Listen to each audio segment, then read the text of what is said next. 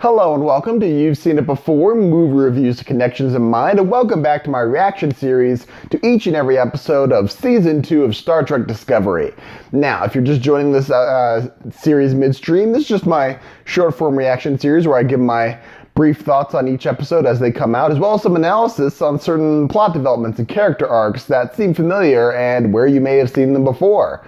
So, with this being said, without further ado, let's get into Star Trek Discovery, Season 2, Episode 13, entitled Such Sweet Sorrow. Now, in this episode, we see the Section 31 fleet is on its way to intercept both Discovery and the Enterprise, because they still need the sphere data in order for the AI control in order to gain sentience and begin the future as predicted by Commander Burnham's mother, that the future which this intelligent AI will destroy all sentient life in the galaxy. So the crew of Discovery hatches the plan to at first destroy Discovery with all the data on board, but the data uses the Discovery systems to defend itself from that. But they also figure out their plan is to for Commander Burnham to use a rebuilt version of the Red Angel suit to download the data into the suit and fling that data into the future so that it cannot be accessed by Control, and they will win the day at that point.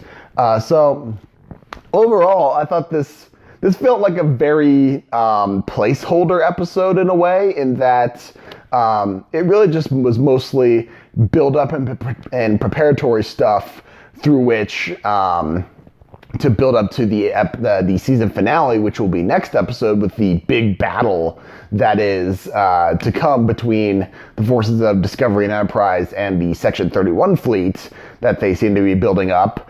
Kind of similar, of course, to how they broke up the Hobbit series, where the Desolation of Smaug was very much a build-up series movie to the Battle of the Five Armies, the third movie, where it was just one big battle. So something similar could be happening here. Overall, I feel like there's good character development there, but it didn't really seem like it was going over any new ground per se. It just didn't. It just felt kind of like I said, it's a placeholder episode, a necessary step to get from A to B at this point, where A is they figure out the data. Is what the Control is after. They see the fleet's on their way. B is when the fleet arrives and then they have their big battle. This in-between part is where they just have all their big goodbyes and all their heartfelt emotions of people not wanting to leave each other in their moment of crisis. And it's great and all, but somehow their deliberate attempts to put so much weight on it didn't seem like it really hit as much, I thought. That could just be me. Honestly, I was a little more annoyed that the recap at the beginning of the episode featured a character which I had never seen before.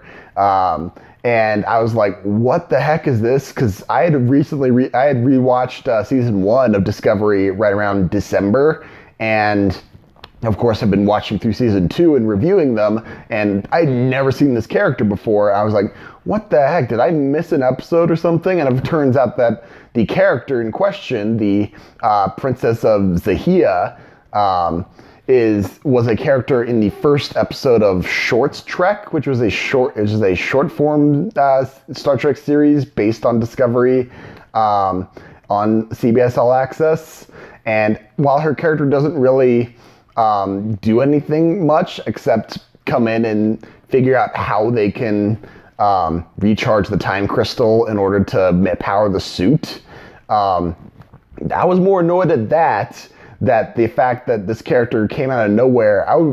I would have been less annoyed if they had just left that entirely and we just had it seen with Tilly saying, oh, I know this Zahia, I know the princess, and just leave it at that, and not have this weird thing in the beginning, the previously on, where it's like, what the heck is this? Because I'd never seen Short's Trek. So that's just my short little rant on that, because that's how relatively unimpactful this episode was to me, where it's like, I know they're going to have the big moment and it's possible someone may die, but I feel like in the end, if they really want to keep Discovery going, obviously they can't kill off Spock, obviously they can't kill off Pike, because they come back later in the original series, and if they know what's best for them, they're probably not going to kill off Commander Burnham. So that's probably where we're going to go, where whatever is going to happen with her in the future, she's probably going to come back and bring her mother back somehow.